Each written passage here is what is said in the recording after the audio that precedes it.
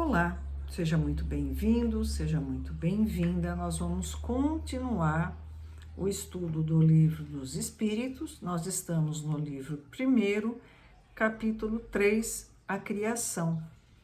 Hoje nós vamos ver as considerações e concordâncias bíblicas referentes à criação.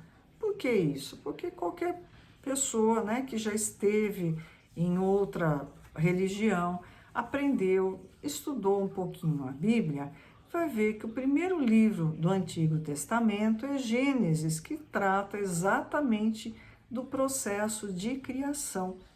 E Kardec, com o auxílio dos espíritos, fez um link, uma união entre o que o Espiritismo ensina a respeito da criação e o que a Bíblia diz, mostrando que tem muitos pontos em comum, que tem muitas interpretações que às vezes a gente faz de maneira equivocada e que há harmonia entre ciência, ensinamento religioso e as elucidações do Espiritismo. Vamos lá na pergunta de número 59. Não é uma pergunta, desculpa, é uma elucidação a respeito do tema. Os povos formaram ideias muito divergentes sobre a criação, de acordo com as luzes que possuíam. Cada povo tem uma interpretação da criação, de tudo, Como Deus criou tudo, de acordo com o conhecimento que eles tinham na época. Apoiada na ciência, a razão reconheceu a inverossimilhança de algumas teorias. Então a ciência disse, olha, de fato, algumas coisas não são possíveis. Por exemplo, Deus ter criado tudo em 6 dias. É uma alegoria, uma maneira de dizer como é que ele criou. Não quer dizer 6 períodos de 24 horas. A que os espíritos nos oferecem confirma a opinião há muito tempo admitida pelos homens mais esclarecidos. Diz a Bíblia que o mundo foi criado em 6 dias e fixa a época da criação em torno de 4.000 anos antes da era cristã, 4.000 anos antes do nascimento de Jesus. Antes disso, a Terra não existia, foi tirada do nada. O texto é formal, e eis que a ciência positiva, a ciência inexorável, vem provar o contrário. A formação do globo está escrita em caracteres indeléveis no mundo fóssil. Está provado que os 6 dias da criação indicam outros tantos períodos, cada um, talvez, de muitas centenas de milhares de anos. Isto não é um sistema, uma doutrina, uma opinião isolada. É um fato tão seguro como o do movimento da Terra e que a teologia não pode negar-se a admitir. Prova evidente do erro a que se está sujeito a cair quando se tomam ao pé da letra as expressões de uma linguagem quase sempre figurada.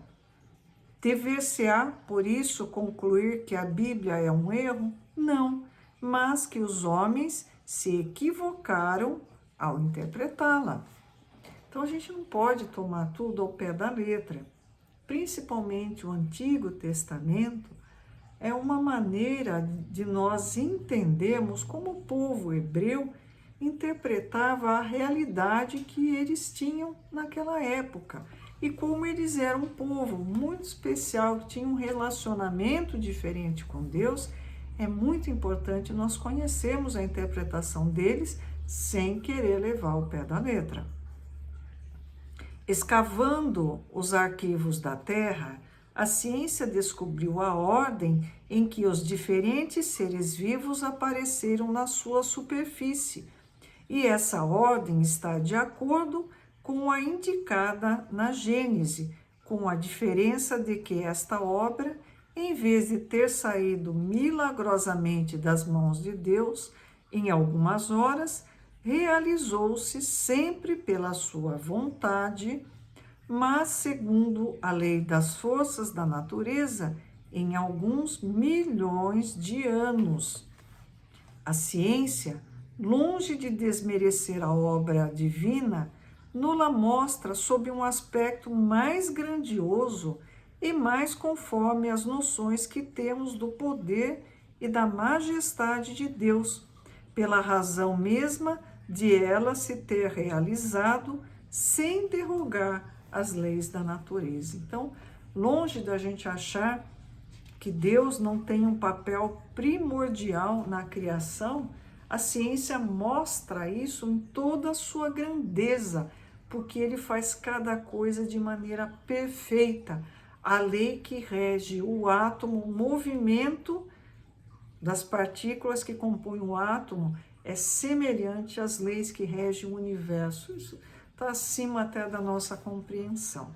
Bom, Kardec nos dá uma ideia de algumas coisas, também com a visão que ele possuía da ciência da época.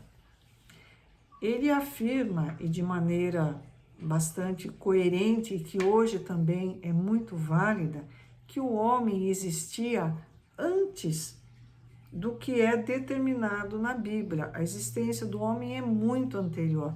A cada descoberta da arqueologia, nós vemos que a história do homem está indo cada vez mais para trás, né? O aparecimento do homem nesse nosso planeta é bastante antigo.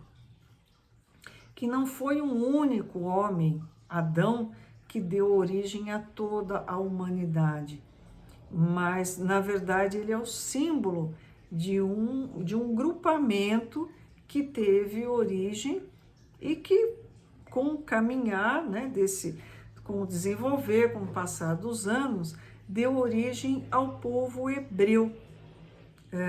Noé, quando ele narra o dilúvio, então esse dilúvio, essa inundação, alcançou tudo o que ele conhecia. Não quer dizer que o planeta inteiro ficou embaixo da água. Ele está relatando o que aconteceu na época. E na época, o conhecimento que se tinha do que era a Terra era um pedaço pequeno. Então, inundou aquilo, inundou toda a Terra. O povo oriental, ele tem uma maneira peculiar também de contar suas histórias, de trazer até hoje, até nós, o conhecimento que eles traziam da formação do nosso planeta.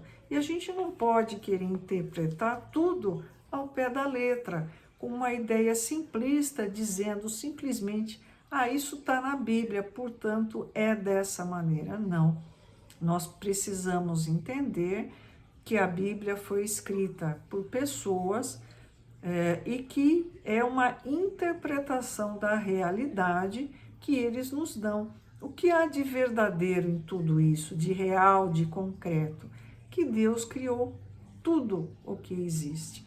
Este povo, o povo hebreu, teve consciência disso um pouco antes, né? Bem antes do que os outros povos.